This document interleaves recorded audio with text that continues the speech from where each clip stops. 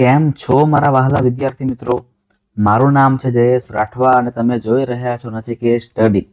આપણે શીખી રહ્યા છીએ ધોરણ 9 નું એસાઇનમેન્ટનું સોલ્યુશન 2025, જે તમારી બીજી એક્ઝામ આવવાની છે એના માટેનું. આપણે મિત્રો આ વિડીયોની અંદર નિબંધ શીખવાના છે, એસે શીખવાના છે, જેમાં આપણે 7મો, 8મો અને 9મો જે તમારી એસાઇનમેન્ટની બુકમાં જે બધા એસે આપેલા છે ને, 15 એસે, એ આપણે બધા સોલ્વ કરાવી રહ્યા છે. આપણે ગયા બે વિડીયોની અંદર 1 થી લઈને 3 અને 4 થી લઈને 6 આવી રીતે કુલ તમારા 6 નિબંધ બે વિડીયોમાં પૂરા કરાવેલા છે.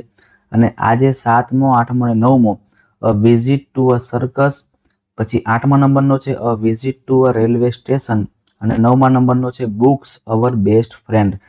તો આ 3 નિબંધને પરફેક્ટલી જોરદાર રીતે સમજવાના છે.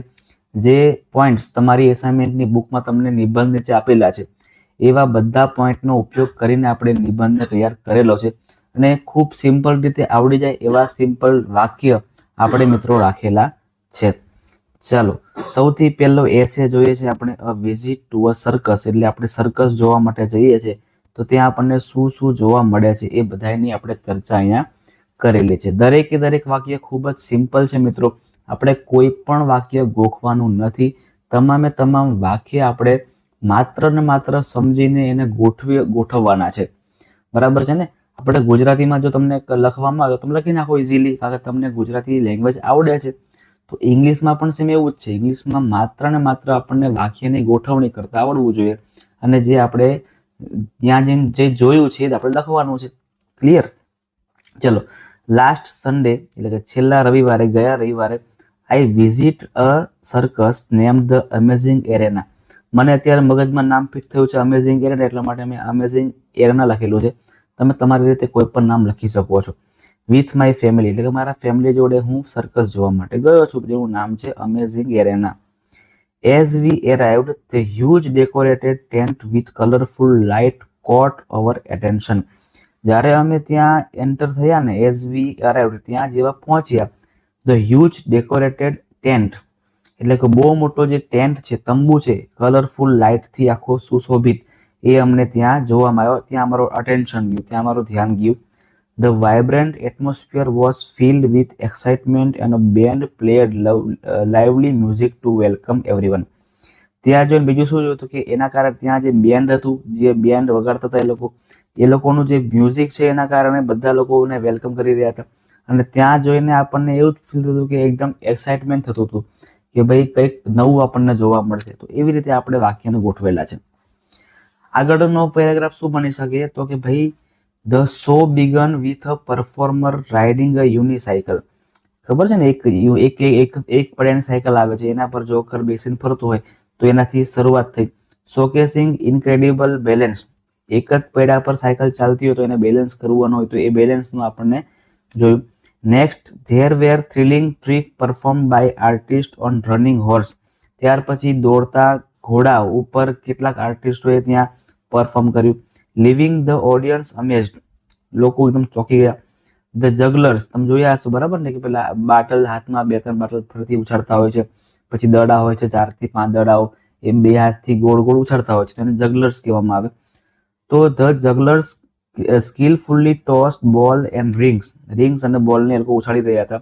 while the acrobats turning us with their daring act on high swing.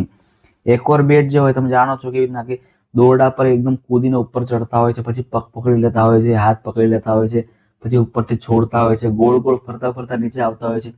જે પણ બાળકો એ સર્કસ જોવા માટે ગયા હશે ને એમને ખબર જ હશે. તો એ બધા એને એકોરબેટ્સ કહેવામાં આવે. એ લોકો આવી રીતે હાઈ સ્વિંગ, ઉપરના જે મોટા મોટા ઝૂલા હતા ને એમાં ઝૂલા પર એ લોકો એ સ્ટન્ટ કરી રહ્યા હતા. એ આપણે પોઈન્ટ લખેલો છે. ત્યાર પછી એક પોઈન્ટ આવો બી આવી શકે કે the jokers were the heart of the show. Jokers મેન ખબર ને, સર્કસમાં કોણ, તો કે જોકર જ મેન હોય. જોકરને તો ભૂલાય જ નહીં. તો જોકર એ મેન હાર્ટ છે આ જેટલો પણ કઈ સર્કસનો શો છે એમાં. Making everyone laugh with their hilarious antics. એ લોકોને જે એક્ટ હોય ને એકદમ આપણાથી એમના એક્ટથી આપણે એકદમ હસી પડીએ છીએ. The highlight of the evening was unique cricket match between elephant and bear. હે ને. વધારે શું હતું હાઇલાઇટમાં સર્કસમાં, તો હાથીઓ અને જે હતા ને બિયર એમના વચ્ચે ક્રિકેટ મેચ રમાડી, એ સૌથી વધારે હાઇલાઇટનું હતું. which was both amusing and exciting. It was a delightful experience filled with laughter away, and I truly enjoyed every moment of the circus. બરાબર છે ને, કે આ જે એક્સપિરિયન્સ રહ્યો સર્કસમાં જવાનો ખૂબ જ એકદમ મજાનો હતો, આહલાદક હતો, અને હસવાથી લઈને બધાથી લઈને ખૂબ જ એન્જોય કર્યું. એ આપણે લાસ્ટમાં પોઈન્ટ આપણે ઉમેરેલો છે. તો આવી રીતે મિત્રો આપણે નિબંધ તૈયાર કરેલો છે. તમારે આટલો નિબંધ લખવાનો છે, અને આટલો ન આવડે તો પણ ચિંતા નહીં, પણ તમારે આવાથી પોઈન્ટ છે ને એ પોઈન્ટ જોઈને તમારે એવી રીતે પોઈન્ટ બનાવવાના છે. ક્લિયર છે મિત્રો? ઘણા વિદ્યાર્થી ખબર શું કરે, ખાલી પોઈન્ટ આપેલા હોય ને તમને એક્ઝામની અંદર, તો એ પોઈન્ટમાં જેવું તેવું વાક્ય બનાવીને ગોઠવીને આવતા રહેશે, પણ એકચ્યુઅલમાં એવી રીતે નિબંધ ના લખી શકાય. નિબંધમાં લખવા માટે પરફેક્ટ વાક્ય બેસવું જોઈએ. બરાબર છે ને? તો એવી રીતે તમારે પ્રેક્ટિસ કરવાની છે. આ તમને પ્રેક્ટિસ માટે જ આપેલું છે. તમે આની પરથી બીજો નિબંધ પણ બનાવી શકો છો.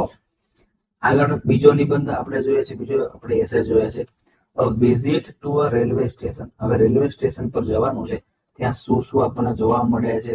બરાબર છે? ત્યાં ભિખારી જોવા મળે, ત્યાં ટી સ્ટોલ જોવા મળે, બુક સ્ટોલ જોવા મળે, કુલી જોવા મળે, દુકાનદાર એટલે કે હોકર્સ જોવા મળે. આ બધાની આપણે વાતો અહીંયા કરવાની છે. તો last week I visit to a railway station to drop off a friend, એટલે એક કોઈ ફ્રેન્ડને મૂકવા માટે રેલવે સ્ટેશન પર જાય છે. The platform was bustling with activity and filled with passenger. Platform પૂરેપૂરું ભરેલું હતું. કોનાથી? તો કે પેસેન્જરોથી, એક્ટિવિટી ઘણા બધા કરવાવાળાથી. કેરિંગ ધેર લગેજ, પેસેન્જર જે હતા એ લોકોને પોતાના માલ્સમાં વાહક સામાન સાથે એ લોકો ત્યાં ફરી રહ્યા હતા. Coolies in red uniform were busy helping travelers while hawkers moved around. જે કુલીઝ હતા એમના લાલ કલરના યુનિફોર્મની અંદર એ લોકોને હેલ્પ કરવા માટે, જે ટ્રાવેલર હોય ને એમને સામાન ઉચકવા માટે લઈ જતા હતા. અને while hawkers moved around, અને એની આસપાસ જે પણ ફેરિયાવાળા છે એ બધા વેચવા માટે બધા ફરી રહ્યા હતા. Selling snacks, T and other item, જે પણ દુકાનવાળાઓ છે, જે પણ કઈ છે એ લોકો ચા છે, પછી જે પણ સ્નેક્સ છે ને બધું વસ્તુ વેચવા માટે દેખાઈ રહ્યા છે રેલવે સ્ટેશન પર. એટલે આવા પોઈન્ટ બનાવવાના છે. ત્યાર પછીનો પોઈન્ટ શું આવી શકે? તો નિયર ધ બુક સ્ટોલ નજીક some people were buying magazines and newspaper while others sipped tea at the tea stall. એ બુક સ્ટોર પર કેટલાક લોકો મેગેઝિન લઈ રહ્યા છે, ન્યૂઝપેપર લઈ રહ્યા છે, અને બીજી જગ્યાએ ટી સ્ટોલ પર લોકો ચા પી રહ્યા છે. The waiting room was crowded with passenger. ખબર ને કે રેલવે સ્ટેશન પર વેટિંગ રૂમ પણ હોય, તો વેટિંગ રૂમમાં પેસેન્જરો જે છે એ ત્યાં રાહ જોઈ રહ્યા છે ટ્રેન આવવાની. Some resting and some other eagerly checking the train schedule. કેટલાક લોકો રેસ્ટ કરી રહ્યા છે, તો કેટલાક લોકો ટ્રેનની રાહ જોઈ રહ્યા છે, તો કેટલાક લોકો જે શેડ્યુલ છે એને ચેક કરી રહ્યા છે. Amid and the commotion, a few beggars moved from the one person to another. કેટલાક ભિખારીઓ છે જે આજુબાજુ કોઈ માણસ દેખાય તો ત્યાં તરત ભીખ માંગવા માટે એક બીજી જગ્યાએ જતા રહે છે. Seeing alarm, the constant announcement added to the noise. હવે ત્યાં રેલવે સ્ટેશન પર જઈએ તો ત્યાં આપણને કોન્સ્ટન્ટ એકદમ અવાજ આપણને એનાઉન્સમેન્ટ નો આયા જ કરતો હોય છે કે ભાઈ ફલાણી ટ્રેન ફલાણા ટાઈમે આવે છે, આ છે તે છે, બધું ગયા કરતા હોય, તો એ પણ આપણને ત્યાં જોવા મળે છે. એ પોઈન્ટ લખી દેવાનું છે.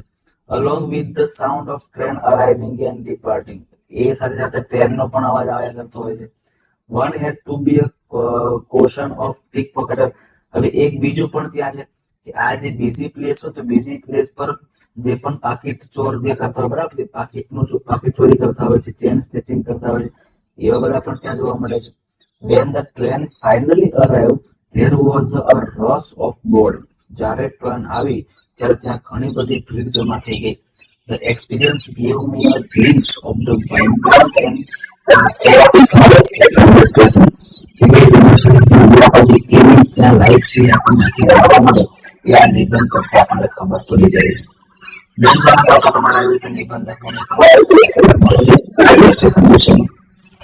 ત્યાર પછી છે બોક્સ ઓવર બેસ્ટ ફ્રેન્ડ. એનામાં કયા આવી શકે છે ચલો સૌથી પહેલા best. Books are truly new માણસને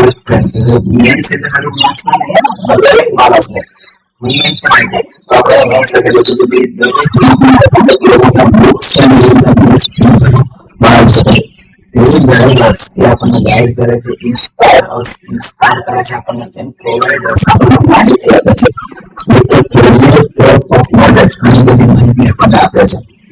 Intelligent trading is essential for personal growth. બરાબર છે, આપણે વાંચન તો કરીએ તો કેવું વાંચન કરીએ છીએ કે ઇન્ટેલિજન્ટ વાંચન કરીએ છીએ ને એટલે પર્સનલ ગ્રોથ માટે આપણા વ્યક્તિત્વના વિકાસ માટે ખૂબ જ જરૂરી છે. Information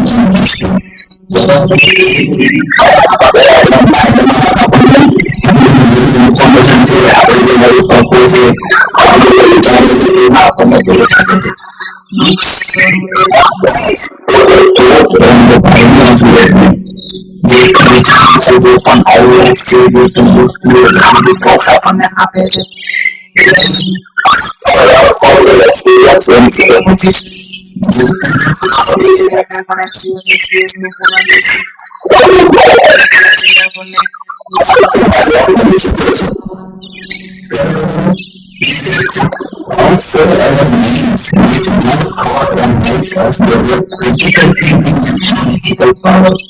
A critical thinking